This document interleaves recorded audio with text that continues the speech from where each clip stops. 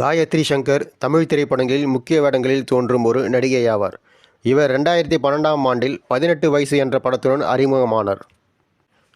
இவர் இயற்பெயர் காயத்ரி சங்கர். இவர் பிறப்பு 2 மே 1993. இவர் பிறந்த இடம் பெங்களூர், கர்நாடகம்.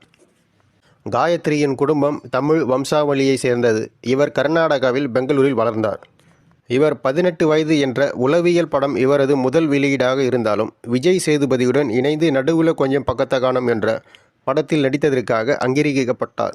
2013இல் பொன்மாலை பொழுது, மத்தாப்பு என்ற 2 திரைப்படங்களில் நடித்துள்ளார். இவர் அடுத்ததாக 1980களில் நடக்கும் கல்லூரி காதல் கதையான ரம்மியில் இனிகோ பிரபாகரனுக்கு இணையாக நடித்தார்.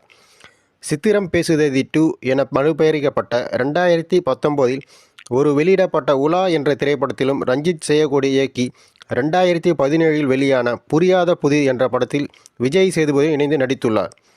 அறிமுக இயக்குனர் ஆறுமுககுமார் இயக்கிய நல்ல நாள் பார்த்து சொல்ற என்ற படத்தில் விஜய் சேதுபதி, கௌதம் கார்த்திக், நிகாரிகா, கொனிதேலா ஆகியோருடன் நடித்துள்ளார். இப்படம் 2 பிப்ரவரி 2018 அன்று வெளியிடப்பட்டது. சீதக்காதி என்ற படத்தில் ஒரு சிறப்பு தோட்டத்தில் நடித்துள்ளார்.